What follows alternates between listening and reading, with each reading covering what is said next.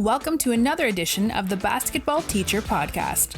Our mission is to bring you discussions on a wide array of topics in the coaching world to grow players on and off the court. You can connect with us on YouTube, Facebook, and Twitter, and also reach us directly through email at basketballteacherpodcast@gmail.com. Now, here's your host, Coach Mike Hernandez. Welcome back, everyone. Thank you guys so much for joining us here for another episode. As always, wherever in the world you're listening to us from, whatever platform you're listening to us on, thank you guys so much for the support, the messages, everything that you've sent to me personally, everything you've sent to the show personally.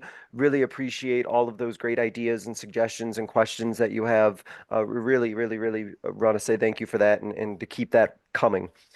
Really excited today to talk about transition. I am a coach like many of you who likes getting up and down, who likes, picking up the pace and moving the ball quickly, trying to get those quick scoring opportunities. And then also what I like to also be able to talk about, which I'm glad we're going to be able to as well, is getting stops in transition, because as a coach listening, I'm sure you know that it's great to get those opportunities to get out in transition and get those good looks, but also making sure that you avoid those quick looks happening against you in transition as well. So we're going to kind of be talking about transition opportunities on offense, also about getting back in transition and trying to stop the other team and their opportunities. Talk a little bit transition IQ, striking quickly on offense, and some real fun conceptual stuff. So really excited to join this.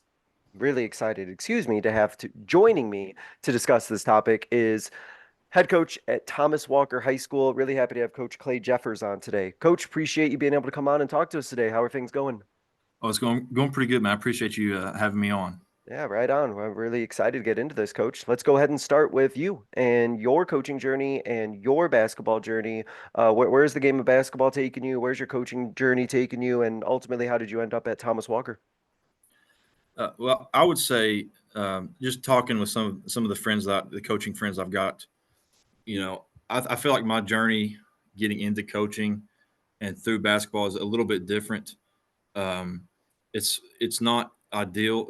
Most people would say I started as a graduate assistant here or a manager there. Then I got this job, and then up the ladder, so and so. And my journey was not that smooth. A lot of it was self-inflicted. I went through a lot after high school personally. That put me on a different path, but it brought me here to Thomas Walker nonetheless. I finished my playing career. I grew up in Oneida, Tennessee, very small town. I had a lot of big dreams, and then you get to that next level and you realize maybe I should coach because this is not working out. But my first ever coaching job, it was actually after I had a very brief college playing career at Bryan College and Hiwassee College, which is down around Chattanooga, Tennessee. I came back in the summer at my dad's house and picked up a summer job at a local grocery store, and some financial stuff happened, some personal stuff happened, and I wasn't able to go back. So while I kind of was doing two simultaneous, I guess you could say, career paths at the same time. I kind of worked my way up the grocery chain while also picking up a volunteer coaching job. I started volunteering at Oneida High School, and I was also an assistant manager at a grocery store back home. I was getting paid $0.00 to coach, which I would assume that's probably how most high school coaches started. Yeah. And, I was there for a year. I was only 20 at the time. And it was more, I would really even say I didn't do a lot of coaching that year. It was just, everything was moving so fast. It was really hard for me to see stuff live in action. I would have to, our head coach might look at me or another assistant during a game and say, what do you think about this or that? And I kind of freeze up because it was just so quick. And I didn't have a lot of experience there. But I learned a lot from them just by watching, and doing one-on-one stuff, maybe towards the end of practice, 2-on-2, breakdown stuff. That was kind of my role there. After that year, I knew that's not what I wanted to do with my life as far as, my 7 to 3 job. I wanted to teach I wanted to coach. I wanted to do that. And then I enrolled at East Tennessee State, which is up in Johnson City. And I was still working out, and I had hopes of trying to make the team there. I was talking to an assistant coach there. He was actually a student assistant, and they were talking about, we do these summer runs in July.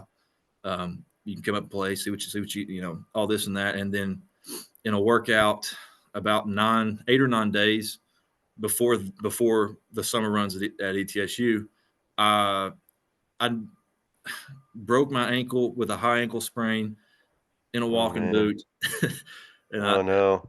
Yeah, and it was. I don't know that I would have even made the team. I was still pretty athletic. I could still really shoot the ball, but I just at that point it was kind of like let's kind of get over this. You know what you want to do. So our high school in my playing days, we played a school that was around Johnson City named Cloudland High School. And I just sent out a bunch of emails to high school coaches asking if they needed some volunteer help while I was at ETSU, finishing my degree, this and that. I had it counted up one day. I think I sent emails to about 11 local high schools, and only one reached back, and it was the school we played named Cloudland High School, a small single-A school. At that time, Coach Gary, it was Gary Harrison. He's there. He's now at Elizabethton, which is still in that area. He brought me on, and during that summer and leading into the fall, I'd been watching, nowadays you can go to YouTube, you can go to Championship Productions, and I was starting to see stuff more through a coach's eye. And he really took me under his wing because he was an English teacher and I was an English major at the time. And we would share, book recommendations. You read this, we'll swap books. I'll read that. And we really connected. He was so good to me. And all that he did there. And I was there for 2 years. Once I finished my degree, the first job I got was in Sunbright, Tennessee. You talk about the ideal, the prototypical single A coaching job. I was the JV high school coach there. I also coached our middle school basketball team. Oh, wow. And I coached our baseball team. Doing it all. And that was crazy. The best time was in January, though, when you've got high school boys, we're after school 3:30 to 5:30, middle school is 5:30 to 7:30, and then we'll set up the cages 7:30 to 8:45, 9ish. I was only there for a year. COVID hit that year, but we actually only got 2 baseball games in once COVID hit. But while I was at Sunbright, I worked for he's now at South Doyle, which is in Knoxville. His name's James Jones. He first day on the job there, when he named me the JV coach, he said, do you just kind of, what do you want to do with this? Do you want to be a head coach? What do you want to do? I said, I want to be a head coach eventually. He said, okay, I got you. And then the next day he's coming in, and from that point on, everything he did, he would show me, when they did the equipment order, he would bring me in, say, here's how you do a purchase order. Here's what an invoice looks like. So on and so forth. I'm going to order this much athletic tape, this many, everything, all those small details that you don't, that when you're thinking about being a coach, you don't even realize that you need to know. Yeah, truly running a program. Yeah, and it was so, like, I don't know the word for it, not necessarily overwhelming, but more eye-opening, that all the scribbles that I had in a notebook about my out of bounds plays and my press breaks and my half court sets, that's pretty, that's cool, but that's a small portion of the job, really, that I don't think a lot of people realize. I think that, and I only spent a year with him, and what I learned in that year, he should write a book one day. I mean, he's top the totem pole. He is up there with one of the best coaches I've been around, not just because I work for him and he helped me get the job I've got now. Because after Sunbright, I ended up here in Thomas Walker. It's in Southwest Virginia. We're down here. I landed this job a lot because of his help. And I don't just say he's a great coach because of that. He's truly, the more I worked, the more I realized how lucky I was to get to learn from a voice like him, who knew how to lead, who knew how to, and still to this day, other than which we're going to talk about the transition offense, defense. I do everything he does in transition defense, but really everything else, X's and O's, didn't really align with kind of how I play and coach. Okay. But I still coach a lot like him because of the leadership he had and just how he ran his program. I try to emulate it in that way. But that's, I guess, I don't know if I wasted too much time. No. That's If thorough. you're losing listeners, but that's kind of No. my journey, my upbringing. And I know a lot. And during that time when I was growing up, I remember I would listen to a lot of podcasts, just hearing about coaches talk about their journey, because I was so worried I wasn't going to be able to make it. Because you have this idea in your head, you've got to be a GA, you've got to do this, and then you hear about all these other people that there's I don't know if this is the appropriate term, but all roads lead to Rome. I mean, there's so many different ways to get here. Yeah, and absolutely. So hopefully that can help someone and realize that there's a lot of ways to get to where you need to be, and it's not always ideal. But I imagine that all of the experiences that you've had and the way that your journey's gone has led you to really feel confident and as prepared as best you can be right now, because you can draw from all those like experiences you have and now use them to the betterment of your program now at Thomas Walker. Absolutely. I mean, that's not even, I was talking about going up to the grocery store. I mean, another great person I learned a lot about leadership and whatnot was from a grocery store manager. His name was Lenny Taylor. I think he's in Pikeville, Kentucky now. I mean, there's so many little things that people can draw lessons from, and that's not necessarily a baseline out of bounds play. And there's just so many little things like that. Hopefully that I wanted that to be kind of encouraging, especially to young people getting into it, because I know I felt like I had a huge mountain to climb, and I don't think people realize that that it's not got to be perfect, and it's never going to be perfect to get to where you need to be. No, it's always a bit messy, right? Some a little Absolutely. more messy than others for sure. Coach, I want to ask you about the idea of getting a team, getting a program to buy into a vision, and to ask you that question, I want to ask about what is the vision at Thomas Walker? How would you describe what the vision is, and what was the process to get your guys to buy in? Our vision is a little bit different. When you talk to, there's certain schools in our district, and I'm sure you guys are the same. They play this way, they do this, they're going to run this play, they're going to run this defense. And really, I've just finished year 4, and I would say we've probably done 2 or 3 things the same for 4 years.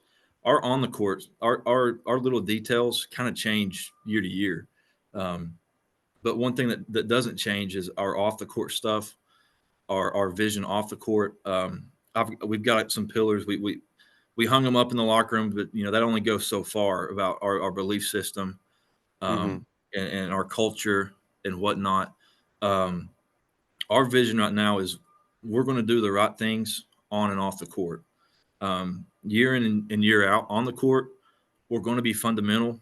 We're not going to turn the ball over. We don't turn the ball over. That's what we tell our guys. Obviously teams have turnovers. It's basketball's not a perfect game, but when we're in summer and we're in fall and we're leading up to the season, like that's our mentality to our guys. We talk to our guys, hey, we don't turn the ball over here. We want to be a fundamental a team on the court.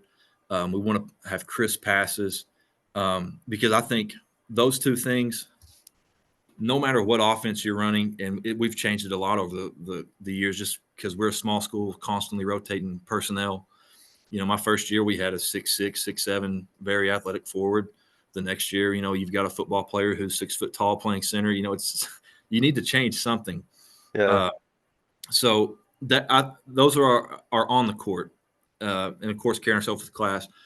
Off the court, our vision is when you're in our program and you're a basketball player, when you're in the hallways, when you're out of the hallways, when people see you in the community and they know that you're a Thomas Walker basketball player, they know that you stand for what's right. They know that you're going to carry yourself with a certain character, and they know that you're going to do the right things on and off the court. For us to get everyone to buy into that vision, not that it's all about coaches, but the leaders got to embody that, and the leader has to set that message, set that precedent. And I also think the leaders got to fully believe in it. You can put, hey, we're going to play hard, we're going to do this and that, we're going to hang it on a wall. But if you don't believe it, kids aren't stupid, people aren't stupid. They know that you don't believe it. They're going to go to what you believe in, and when you're speaking it from your soul, from your heart, some of these values and this stuff that you really want them to embody, when it really comes from a place that you truly mean it, they're going to want to embody that message through you. That's kind of been our vision in a nutshell over the last 4 years. I'm not sure if I completely answered your question. We can get into some more details on that if you'd like. Oh well, I like the idea of I could tell from your answer that there's like those certain non-negotiables about the way that your team plays, the way that your team is going to work, no matter like who the personnel is or what the play style is, right? Like Yeah. like the expectations in terms of like the work ethic, in terms of the way that they carry themselves. Like it doesn't matter what type of brand of basketball you're playing, like they know like, oh, this person went to Thomas Walker, so I know that I could expect them to be of a certain like character, carry themselves in a certain way. Yes, absolutely. So as I transition, which is funny given the topic of this discussion about talking about transition, I wanted to kind of have you start by laying out the groundwork about the goals that you have when you're in transition offensively. What are the expectations from securing the rebound to finding the scoring opportunity?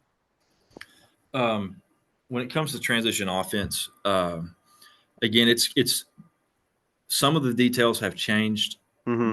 depending on our personnel. Like more often than not, we're typically a 4 guard team with 1 big. Okay.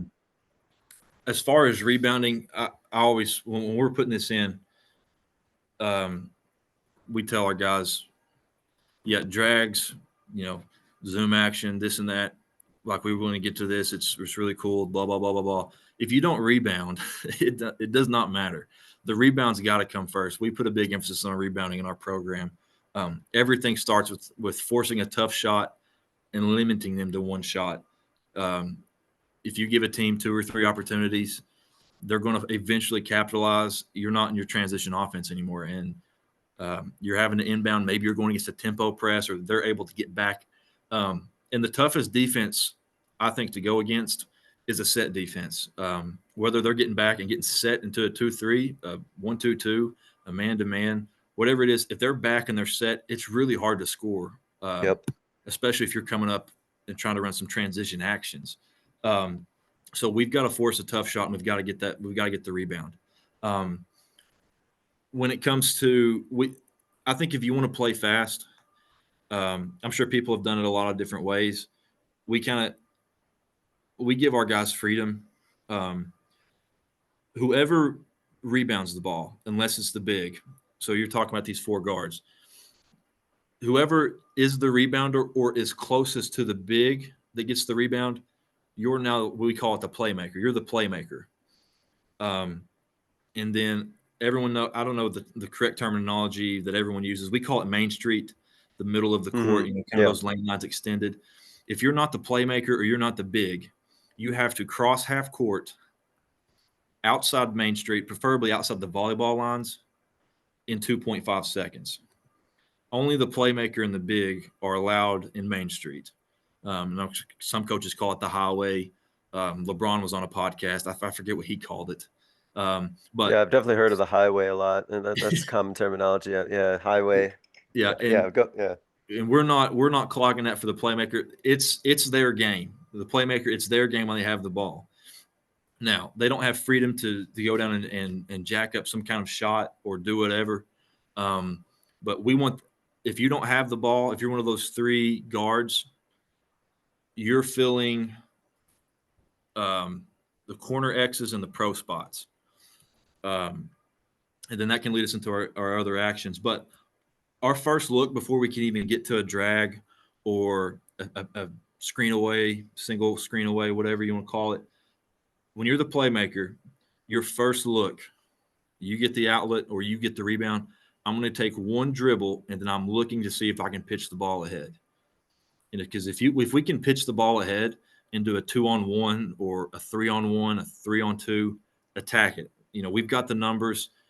There, don't try to slow it down and make it more complicated. Basketball, as much as I'm guilty of it, I'm sure every other coach was coming up with a lot of set plays and set play families. Like we're going to run 14 different plays out of the Horn series and Iverson cuts, this and that. If we can one dribble pitch ahead 3-on-2, boom, we're going to take that.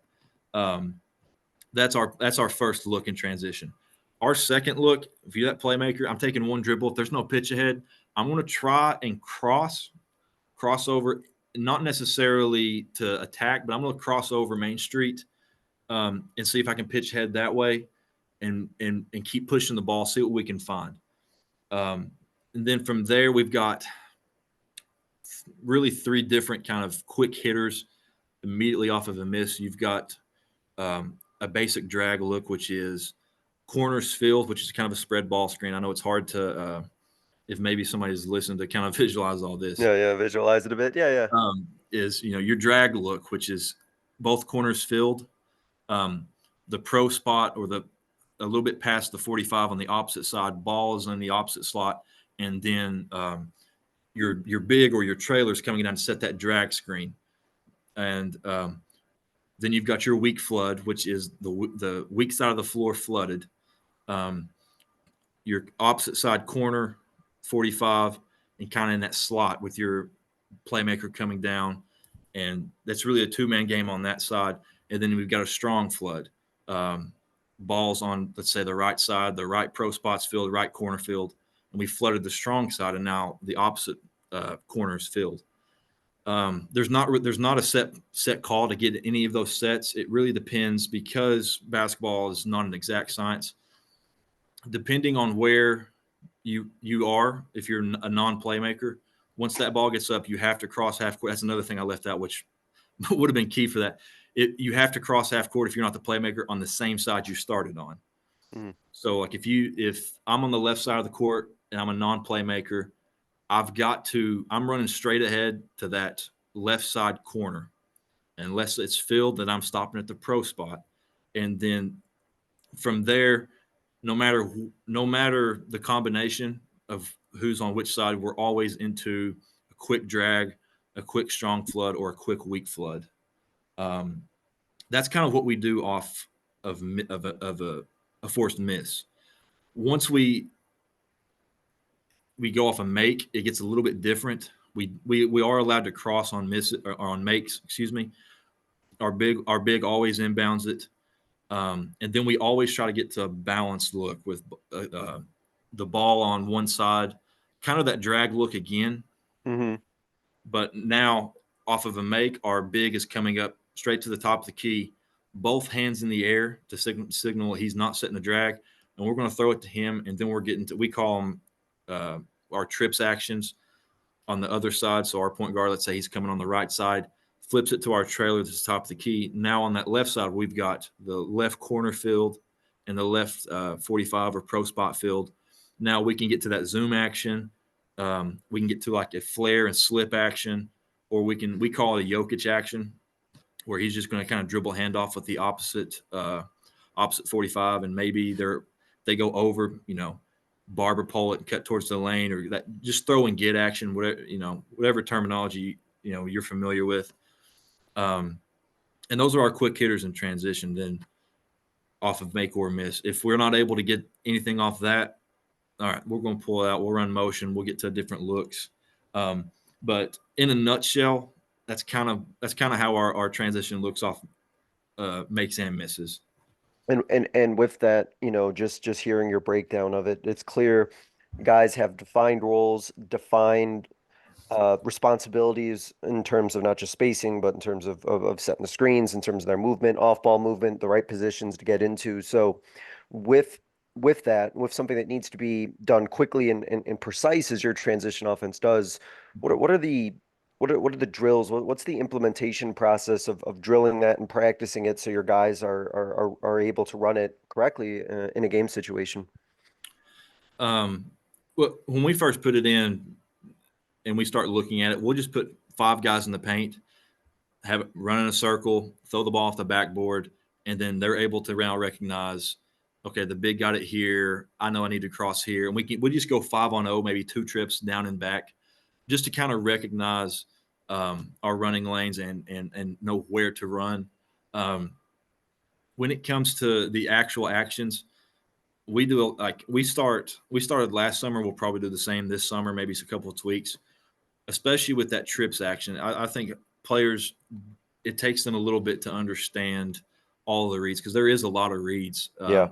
You throw it to that trailer, you screen, like we're getting to this zoom action. There's the backdoor option, the slip option, curl, maybe just a straight handoff, and it looks like a spread ball screen. So we'll just do 3-on-3 in the half court. Like a coach will be on one side of the court. Our trailer is going to start at half court. He's running in. Coach will throw it to that big, and then we'll put three defenders out there against 3 offensive players on the opposite side, and we've got to score out of the zoom action. And we'll start like, hey, defense, you're going to switch everything, okay? And because our guys know anytime there's a switch, you slip it. So, like, our offense knows they're switching it now. So we go to set that down screen in the zoom action. We're not even setting it. We're kind of ghosting it or slipping it, whatever terminology you want to use, taking 2 steps, throwing our hand up, and we're going to slip. And then we'll change defense. Hey, we're going to go over it. We're going to go under. We're going to do this. We're going to do that. And then that kind of lets them know that gives them the reads with the zoom out. And then the same thing with ball screens. We'll start with a guard around the half court line, big trailing. Maybe we'll fill the opposite corner. Maybe we'll fill the strong side corner, 3-on-3, like especially with a drag. Point guard's coming down the right slot. We'll fill the right corner. The trailer will set that ball screen, and then that guy out of the corner, you've got to recognize that, do I need to shake off of it, or am I going to corner cut? Especially, and it helps our bigs too. We'll slip, we'll do this, we'll do that. And there's a lot of small intricate details that make it work. A lot of people just want to play fast and get to a ball screen. But if you don't really know how to beat a hedge or beat a switch, it can really swallow that action whole and really take you out of your flow. So learning those reads early, like if we're getting in that drag, point guard's going to try to get to the nail. Big's always rolling hard with the corner field. And then that corner's got to recognize, if my guy takes that roll, I'm shaking out to the 45, and I've got that shot or I've got that closeout to attack. And it's that simple. Don't try to complicate it by staying in the corner or trying to come and set a double screen. It's this or that. And that's how we teach a lot of our actions, our zoom, our ball screen. It's this or that. And we kind of break it down. And we'll do 3-on-0 course to warm up, wake up before practice, this and that. But I'm not a smart enough coach to have a lot of drills for it. We'll just go 3-on-3, even 2-on-2 before we build up to that 5-on-5 full out scrimmage play, et cetera, et cetera.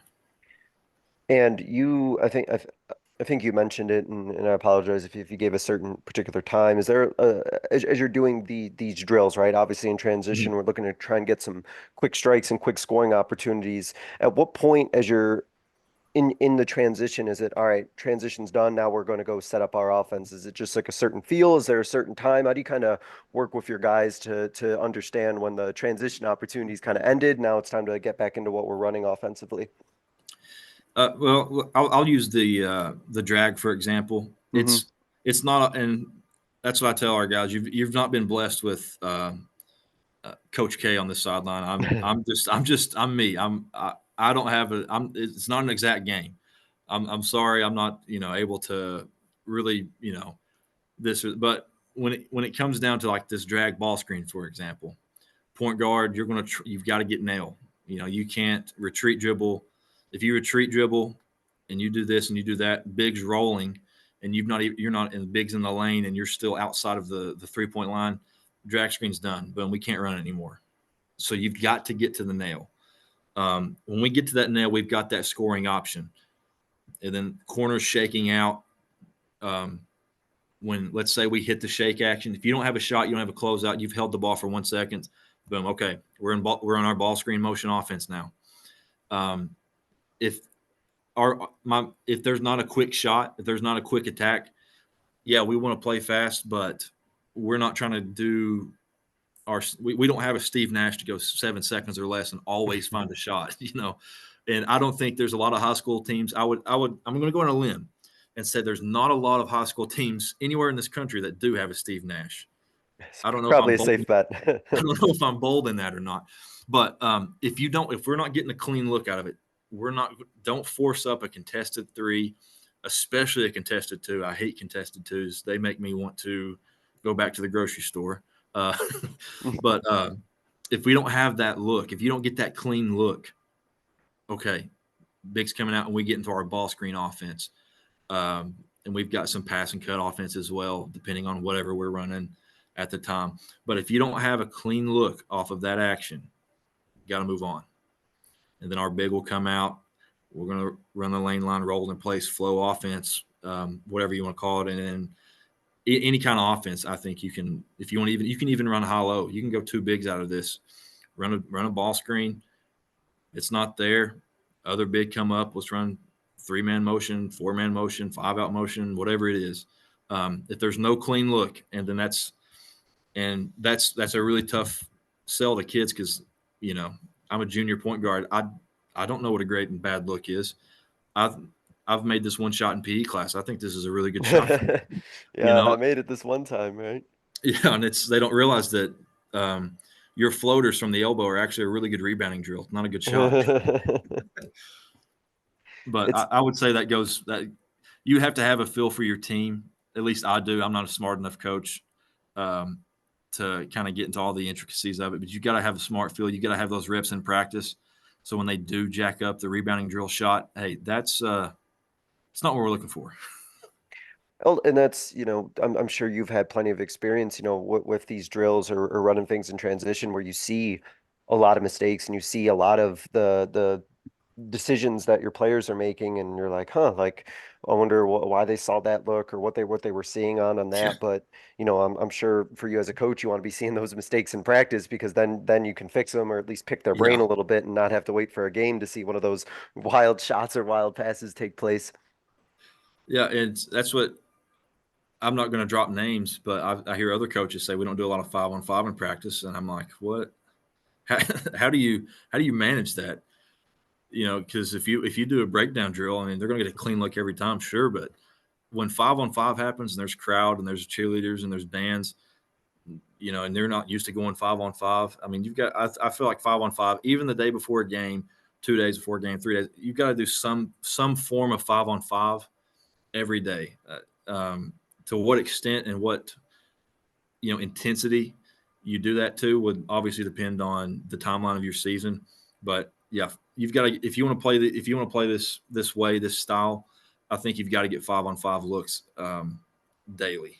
Yeah, no, I know, I agree. I mean, I think that one of the real ways to know how well your transition offense and defense is by running it and seeing it in live opportunities. And it's one of those things too that, I know for me as a coach, being able to do like transition drills or transition scenarios, it's so chaotic and it can be so unpredictable that you're really simulating something that's really game-like. I know sometimes coaches kind of struggle with, things like running their offense and defense because the other team obviously knows what they're trying to run offensively and defensively. But with transition, it's kind of a bit of a free-for-all, and it's one of the most game-like situations I think you can rep as a coach because it is the way it's going to look like in that practice situations, pretty much what it's going to kind of be looking like during a game as well. Absolutely. One of the things I wanted to ask about is what kind of goes into for your players, making sure that they are putting up good shots. Are you doing a lot of practice with your players in terms of working on the types of shots that they should be getting in transition? Is this stuff that they're, should be going on, working on in the gun or working on in other situations? How are you kind of building in that your players are kind of taking those game-like shots that they would be taking in a transition situation? Well, I may have lied earlier when I said we don't have a lot of drills. We do have certain breakdown drills. Um, I like to start every practice with game like shots, Hmm. um, especially our point guards. One thing that I like to do is when we do a 2-on-0 drag screen or a 3-on-0 drag screen, um, you're a point guard coming off that. I don't typically ever in a drill have that point guard coming off of a ball screen and getting a layup. That if you get that in a game, you're going to get it once or twice tops. That clean look come off a ball screen. Let me just coast into the lane and get a layup where I jump 2 feet off, maybe 2 inches off the ground. That does not happen against good defenses. It does not happen against good teams. Good teams are going to try and hedge. Good teams are going to put 2 defenders on the ball out of a ball screen. So when we do these drills, I always like to have our point guard hitting the roller with a pocket pass, not just I'm going to come off of it and throw a lazy one-handed chest pass. That also doesn't happen in a game. Um, our assistant coaches or myself or whoever will be out there trying to give them a warm-up game look. When it comes to our point guard coming off of that ball screen, I always want them hitting that shake or hitting the roller in a drill. And then, let's talk this. Well, you can use the drag, for example. One key drill that we usually start every practice with is 3-on-0 drag screen. Point guard will be, our line for it will be, let's say the volleyball post at half court, kind of a little bit in from there because we don't want our guards too far on the sidelines. Bigs coming in to set that drag, and then the ball side corner field. We'll run that drag. Point guard will come off of it. We'll have an assistant coach kind of guarding the point guard around the nail just to make sure it's not a clean pocket pass to the drag. And then usually myself or another coach will be in probably the elbow, skipping it to the shake action. When you hit the shake, and that's kind of going to have to go back. Who you are as a player. If Hmm. you're a shooter, yeah, we want you shooting that shot. If you're not a shooter, we're going to work on stampeding that, not raise, rip, shot, fake, all this and that. I think the stampede, when you're catching it on the move, that action, you're going to drive and you're going to get downhill, maybe to a pull-up block shot or a floater or your game, whatever your game is, your shot there. We don't teach. Not that I'm not going to act like I'm Nate Oates here. I'm not. It's not that I hate the mid-range pull-up. I really don't like it. I don't know how else to say it. I think it's a really tough shot in general, especially for high school players. I was listening to a Greg Campy clinic. I shouldn't say listening. I was watching a Greg Campy clinic. It's probably 2 or 3 years ago, and he was going through something, and a kid shot a mid-range pull-up, and he said, "Why would you shoot that shot?" Chris Paul shoots that shot at 38%, and he gave his all. I'm not saying I'm a big analytic guy like that. And obviously it's a really good shot for a player or two maybe on your team. But when it comes to teaching the shots we want, especially in those drills, it's this or that. It's you've got that open three or you're stampeding it to a driving lane. And then the same thing with our I'm sorry to interrupt, but when we do No. just do basic shooting drills, we're going to get corner threes, 45 threes, trailer threes, pin down threes, because that's kind of we look at those two. We're not going to work on post fades or mid range pull ups or even floaters. Those are just 3 shots that I think it's very tough for a high school player to consistently make those at a high level. No, I was just gonna add that in my experience, if I were to kind of allow that like mid-range or allow that like pull-up jumper, I just feel like that almost gives my players maybe like an out that, oh, like I don't have to go hard to the basket. I don't have to Yeah. drive because I have the green light to, do a pull-up jumper, even though the lane might be right there. Or maybe I got to go into contact or, drive hard to the Yeah. basket, but I don't know, coach said I can do a mid-range or something pull up, and it's like and so I think kind of to your point, if you just kind of like eliminate that as even a possibility, then they know it's like, well, I'm in the lane, so I'm going all the way. Yeah, and if you're allowing it in practice, especially if you're a coach, you better not jump onto them in a game because they've been doing that the last 3 days of practice, and you're going to Right, say right. nothing. Yep. Yeah, I know. If that's what they've been allowed to get to do, and you haven't stopped them, you can't be upset in a game when they're doing it. Uh-huh. And I think that goes in general for kind of anything in practice. Yeah, what you allow in practice better be what you're okay with in a game for Yeah. sure. Talk about getting stops in transition. So going on the other way, what are your transition defense principles, and how do you make sure that you're kind of striking on defense, so to speak, to make sure that you're preventing those easy looks that you want to be getting on the offensive end? Our transition defense, going back to James Jones, Coach Jones in Knoxville at South Doyle that I worked for, it's when you look at it on paper or you draw it up, I'm not going to lie, it does look kind of complicated.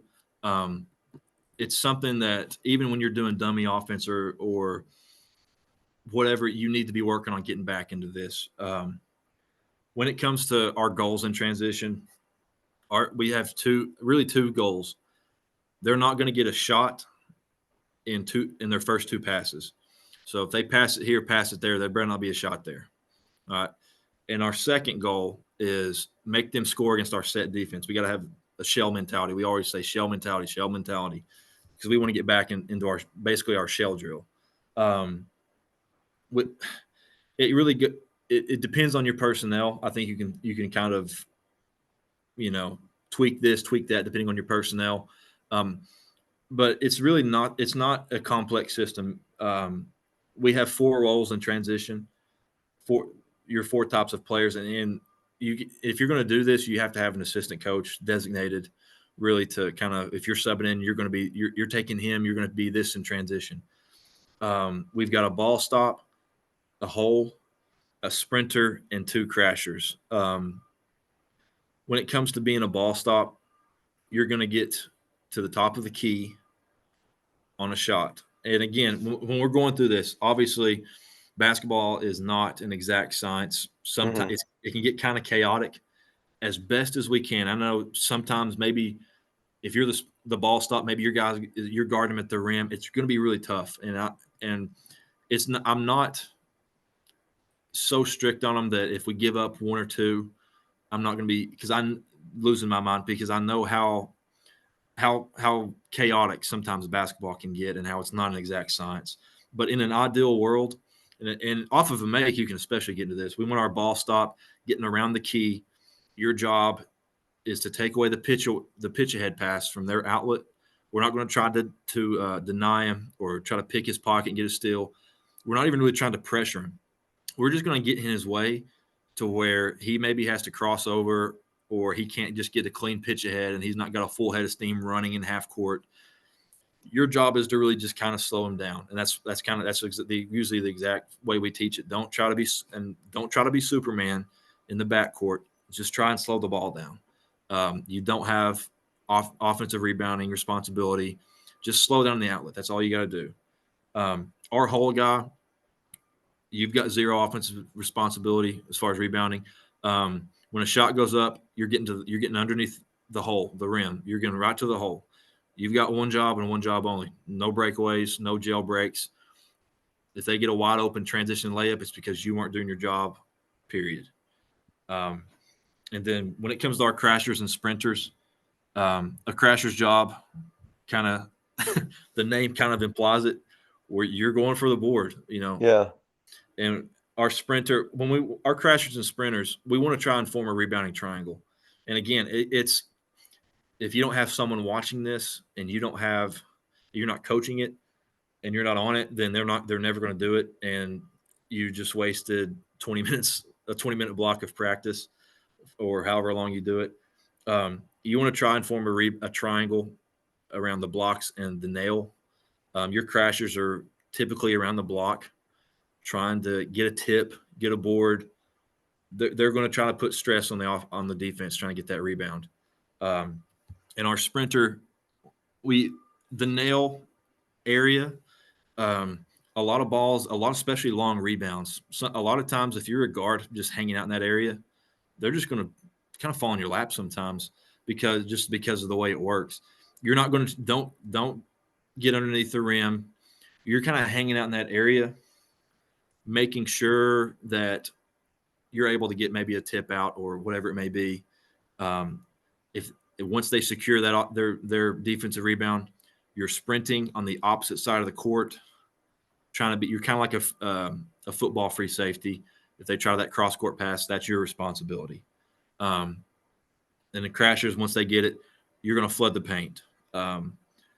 If everyone's doing their job, if our ball stop slows down the outlet, we take away that pitch ahead. Our whole guy is going to come out to the ball side. Our sprinter is going to take away the weak side. Our crashers are now in the paint. We're in our shell drill, shell mentality. If they can't get nothing in 2 passes, they run like a Matt Painter Purdue set, and they come off 16 pin downs and they hit a shot. That's our goal. You're not going to get an easy look on us. We want you to earn it. I'm not a big pressing guy.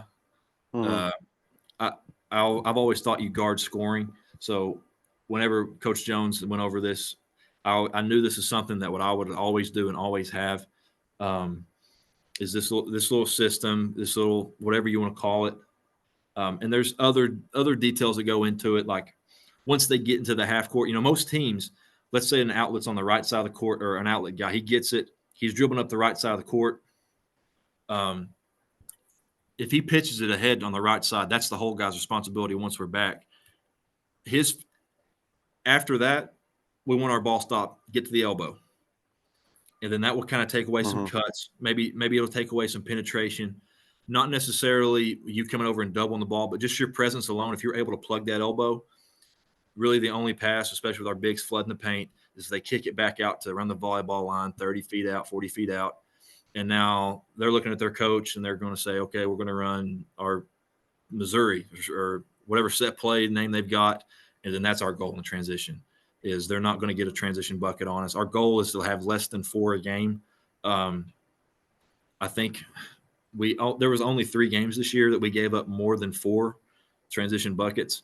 And most of it was because of our just lack of offensive execution. Pick 6 turnovers, we call them, and maybe a bad turnover, then there's no way to get back in transition. Yeah.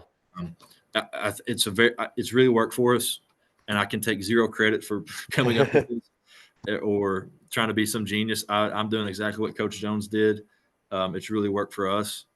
But I feel like I'm rambling now, but so I was gonna ask then in terms of where the mistakes come in your experience, what do you see as maybe the biggest mistake or the biggest teaching point about transition defense? Where do you see the mistakes like come into place that you needed to either drill or practice or get right or kind of shore up right away? The number one thing that I'm sure it's a term that's been used all over the place. You can't buddy run in transition. Like whoever it is, maybe you're the 3-man and I'm jogging back. It's got to be sprint also. That's another problem. But in terms of buddy running, I'm starting to run back and there's a guy right beside me. Okay, this is my buddy. I'm just going to run. This is my matchup. I'm going to do this. I'm running with him. Now there's nobody in the paint because you didn't sprint back. And they're on a 2-on-1, they're on a 3-on-2. Buddy running, it'll kill your transition defense, and it's kind of human nature, especially if you're a man-to-man team. I'm running back, there's somebody right here. Okay, I'll just get him. And if you buddy run, it'll take you out of your transition defense so quick. And another thing, players, I think you have to, especially nowadays with so much film going around, a lot of players think that they're sprinting back in transition, but they're not. And a lot of times it takes them seeing it on film to know that your first 3 steps have got to be like your 100-meter dash Olympic medalists, you're coming out of the gates, boom, like you've got to get back. Those first 3 steps, and they've got, Yeah.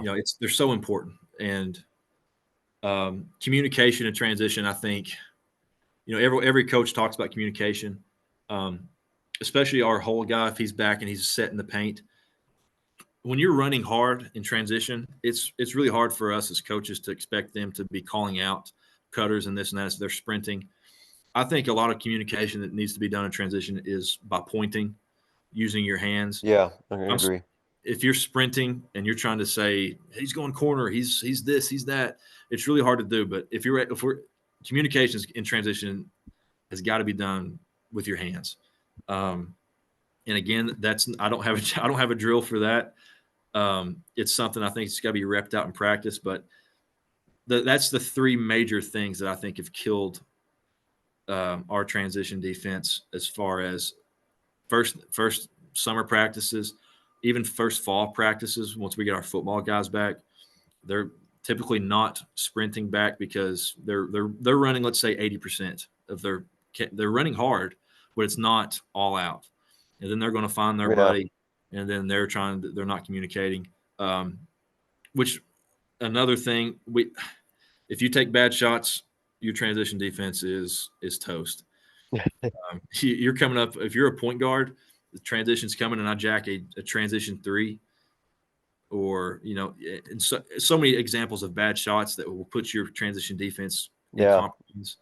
I remember I've talked about, and let's cut you off, that just made me think of talking about like those bad shots. I'm like, I tell my girls how those are pretty much turnovers at that point. Yeah, I was thinking of that. I was trying to think. I heard it on one of these March Madness games. I forget which coach it was. It was on the desk.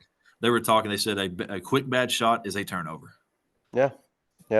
No, 100% agree. And to your point about the sprinting, right? Those first 3 steps that you mentioned, I completely agree about this, seeing it on film, because I don't get into those discussions with my players about, hustle, or telling them if they are or they aren't hustling. It's always like, all right, we'll see. We'll just put it on film, because I think, at least in my experience, if I ever tell my girls, if I were to have ever told them they're not running or they're not sprinting, they'll say that they are. And that's like, all right, well, instead of having this conversation, let's just watch it. And I feel like once your players see, it's like, oh, I look pretty slow there. I'm like, yeah, you kind of do. The crazy thing is they probably believe they are actually running as hard as they really hard. They're like, I am running hard, coach. What are you talking about? And a lot of kids don't realize it's all out. And going hard and playing all out is 2 completely different things.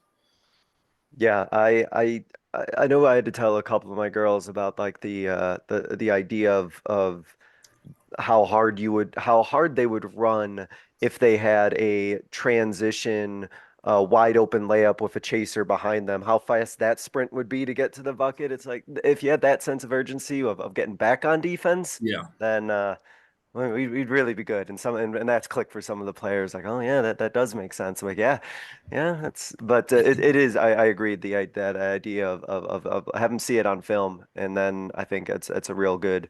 I think for most things, honestly, having them watch it on film is a lot better than me having to say anything to them, because at least there's visual evidence there to back that up. Yeah, there was actually Steve Forbes. He's at Wake Forest now. When he was at ETSU, he said his major, I don't know if he said challenge or goal, I forget which one he said, whatever, as a head coach, is to keep his players in reality, because a lot of players don't live in reality. A lot of players think that mid-range pull-up is a good shot for them, and they think they're getting back in transition hard. And it takes you as a coach to bring up maybe their shot chart. Hey, you're 0 of 8 so far from the mid-range. It's not a good shot for you. That's not me trying to be using my objective eye. That's me looking at our stat sheet and saying it's not a good shot. And then that's me showing the film. I'm not looking at you as a person eye to eye and thinking you're not running hard and trying to object that I don't think you're playing hard with my own bias. That's me and you individually looking at the film and bringing them back to reality. And it's a very tough thing to do. It's not easy to do. I think some people, confrontation is not easy, especially with kids nowadays. that are so they're so not in reality, really. I mean, they're always on their some sort of Instagram group chat or Snapchat. They're not in reality, and it's very tough, especially nowadays, to keep kids in reality, and even to keep yourself in reality. It's easy to get caught up in that stuff. That's a whole different rant for a whole different day. Yeah, yeah, I no, I agree. It's a different communication style and the way they approach these conversations for sure. Yeah. Before we hit our concluding segment, I did want to ask about the general concept of teaching your guys to play in transition without being reckless or fouling, whether that's, being reckless on the offensive end or being reckless and fouling defensively. How do you kind of teach or work in that idea of working out to go hard on transition, but also have that level of discipline and composure to not do anything completely wild and out of control? When it comes to teaching defense, like one of the I'm not a pressing coach. Other coaches Yeah. have won championships pressing. I'm not saying it's wrong, but that's just not something I believe in. Because I want to guard the paint and I want to guard scoring. When it comes to defense, if you foul, more than 30, 35, 40 feet from the basket, that's a terrible foul for me. It's just terrible. We want to guard scoring. A lot of teams, especially now, maybe they run a ball screen on one side of the court and they're running a pin down on the opposite. They're not trying to score off that pin down. They're just trying to take the help away, move your nail defender. If you're fouling on the opposite side of the court trying to run through a screen, it's a terrible foul. That's not scoring. They're not scoring off that. We want to guard scoring. Even if you're in the action, you've got to, you can go back to however you teach your stance, this or that. There's good fouls and there's bad fouls. Good fouls are making effort on the ball. Maybe you're trying to contest a shot, this or that.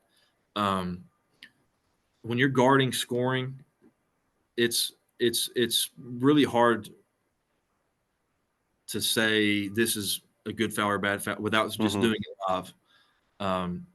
And certain players have certain tendencies. Our big man this last year, really good big man. He can shoot it. It's very smart.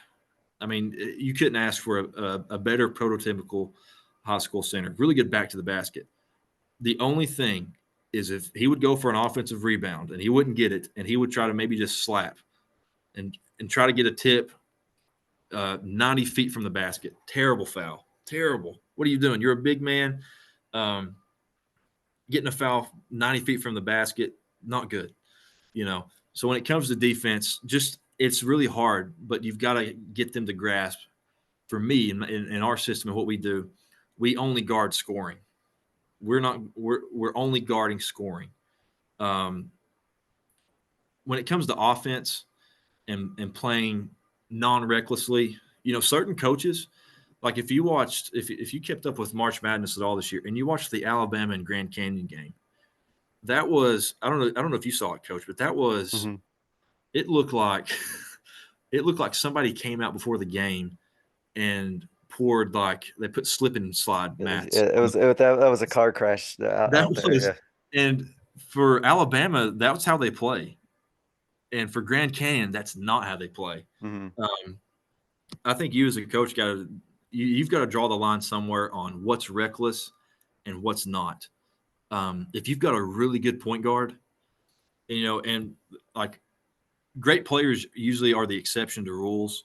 Like my first year here, we had a point guard, quick as whatever you want to. He's a D2 track runner. If that kind of gives you some insight to his speed.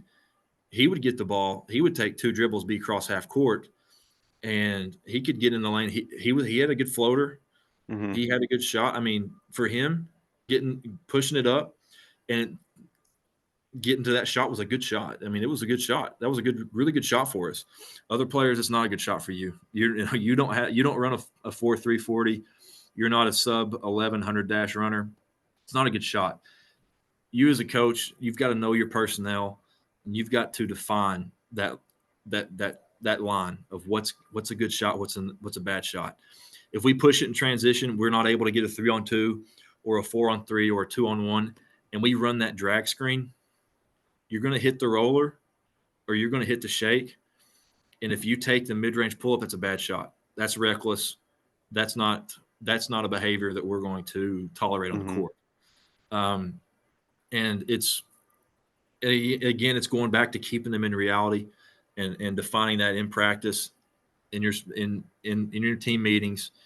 We go to set, we get to our 5 out of delay or our zoom actions. If you come off of that, I'm not able to get to the lane for a driving lane. I can't hit the roller. I don't hit the shake. And I take a floater where my body angle is not right. That's a bad shot. I'm not going to tolerate it.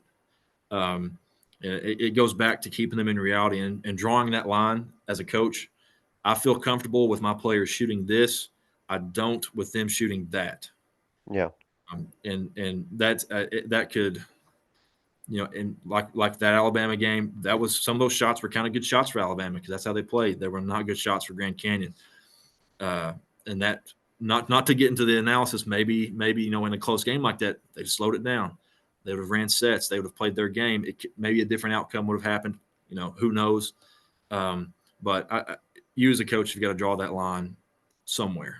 And I think to that point of, as a coach, kind of knowing what you want out of your offense and defense. What are your expectations? What is it that you're trying to do play style wise? What is it you're willing to do and not willing to do, so you have a clear definition of what it means to play like outside of your system or outside of yourself. And I think that's kind of a good thing for coaches to kind of reflect on is well, what is our play style? What is it that we do? What is our identity offensive and defensively, so that players know also what it looks like when they completely get out of it and what they should be getting into. Absolutely. Coach, to wrap up, there's a couple questions I ask every guest, and we'll start with this first one, which is thinking back on your coaching career. What is a moment from your coaching career that you think others listening would be able to learn from? How much time do you have?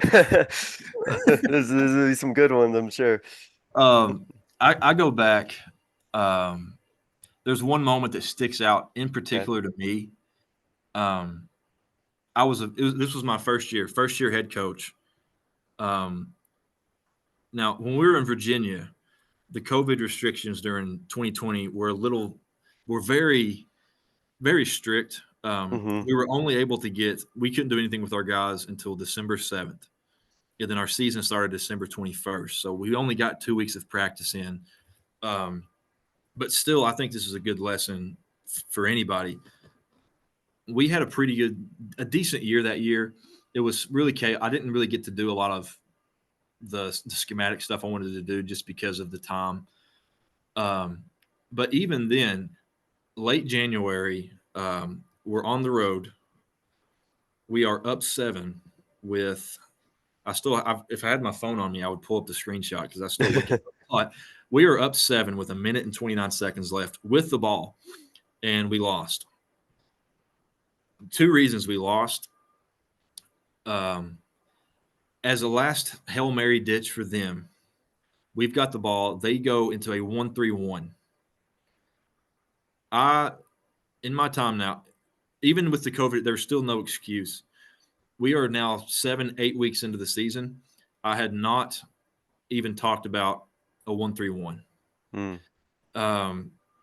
Because I hadn't seen it on film from anybody in our district or our region or our conference, going back to the last couple of years.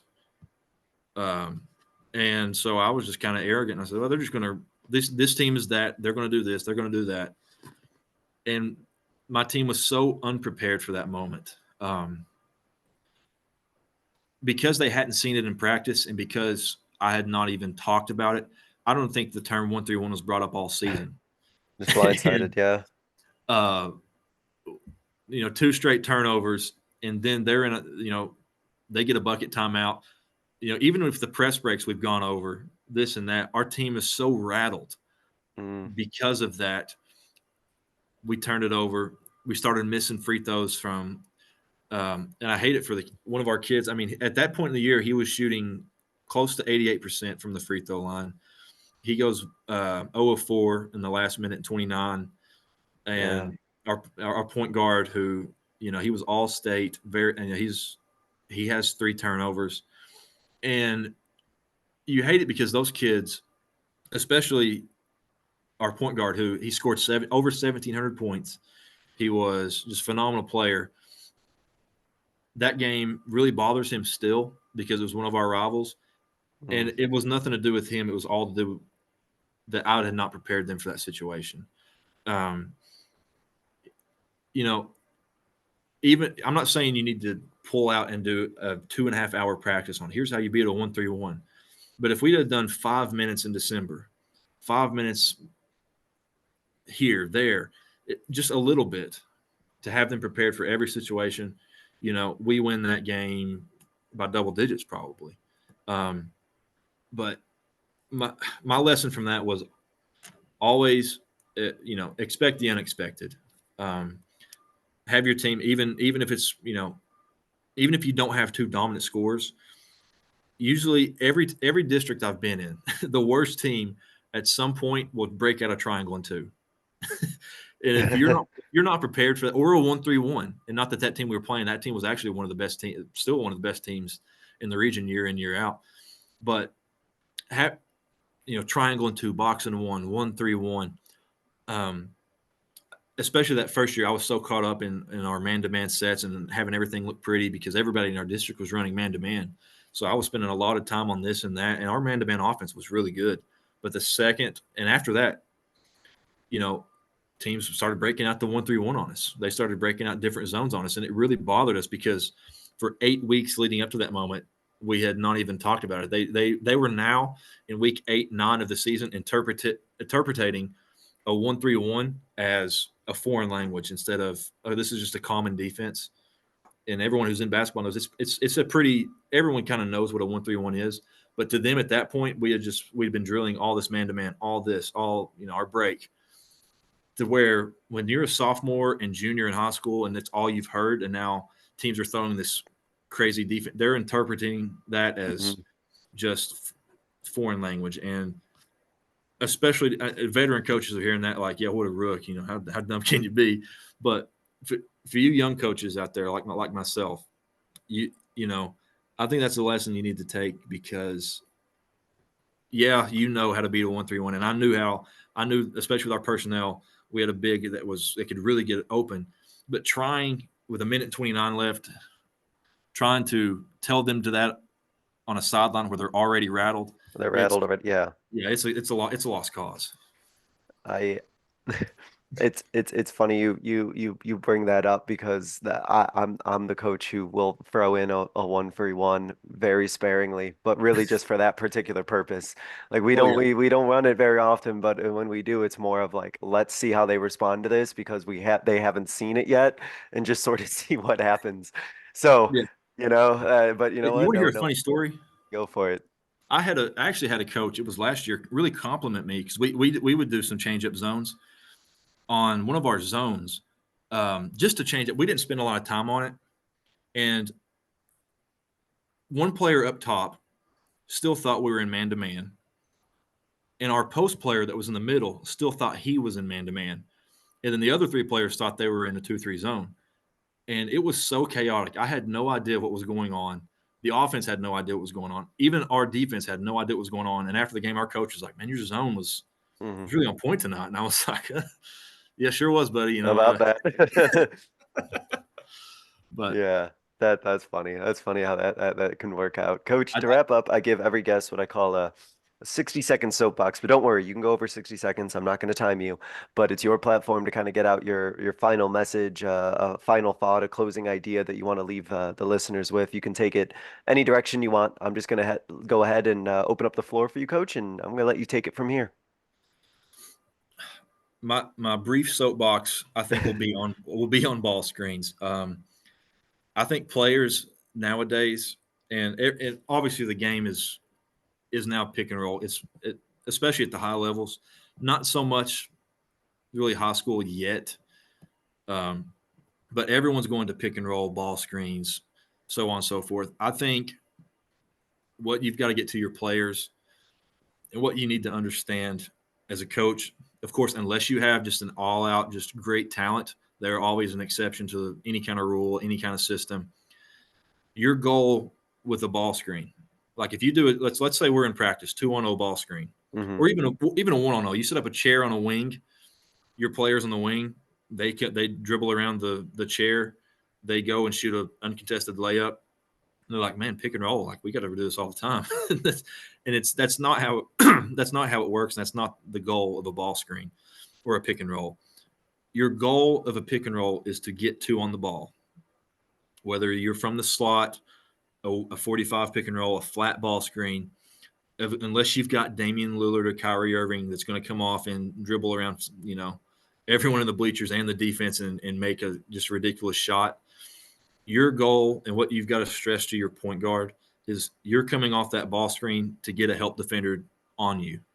Once that help defender comes, you've got to read the backside. If he comes from here, I'm throwing it there to set your teammates up for a 3-on-2 or a 4-on-3. When I talk to players, and especially like every player that comes into our gym, when we start running our pick and roll, especially our point guards, even the ones that can't score, they don't have the realization to realize that, pick and roll, this is all about me. It's not. Pick and roll is about getting 2 on the ball and playing behind that action. And especially nowadays, every team is like a pick and roll defense. We got to emphasize that. They're going to give you a good hedge. They're going to give you a good switch or a good drop coverage. You're not going to be able as a guard or a wing or a point guard, again, unless you're just an exceptional talent, to come off of that pick and roll, get a clean look at the rim. Because of how the game's evolving, defense is now catching up to it. You're coming off that ball screen. I've got to get the help on me. Backside help has got to come onto me. Now I've got 2 on the ball. I've got to play make off of that. And that's my brief soapbox, because I see a lot of I'll see a lot of trainers on, not that I hate trainers. I'm not trainers are good. They're good. But when you see these drills, like they're dribbling around the chair, they're not even grasping that is a you're big coming to set a screen, and they're not grasping that. That's never going to happen in a game. Yeah. Some of those things aren't too game like, are they? But hey, I appreciate you using your soapbox to talk something X's and O's conceptual wise. You took it in a different direction. A lot of guys, which is great. Talk about other sorts of things. You dove right into more X's and O's and dropped some more food for thought on that. So that's awesome. I appreciate that, Coach. And can I get one great. more? Yeah, I'll make it quick. I was going back and forth on it if I wanted. Hey, don't torture yourself. You can give both. This is another thing I've noticed, and I got it from Jeff Van Gundy. He was on an NBA broadcast talking about this, and this may be a question for you too. Mm-hmm. When a player gets a foul, let's say there's 2 minutes left in the second quarter, why do we as coaches automatically pull them out and then start the third quarter as if nothing happened, like it's a normal game? Because I always did that too. And Jeff Van Gundy, he was on an NBA broadcast. Let's put this in terms. There's a 32-minute basketball game. They get a foul with 2 minutes into the second quarter at the 14-minute mark.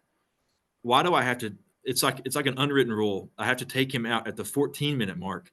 But when I put him in at the 17-minute mark of the 32-minute game, it's normal. It's just a little food for thought, I guess. Yeah. It's definitely something interesting to consider. I know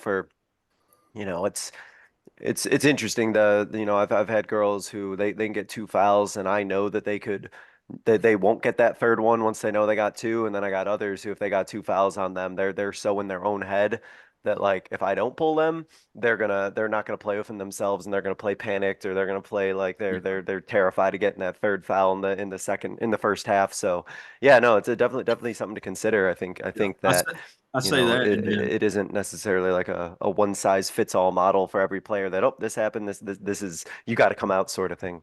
Yeah, and I'm not saying you should, because if my big man got a foul with 2 minutes, I'm definitely taking him out.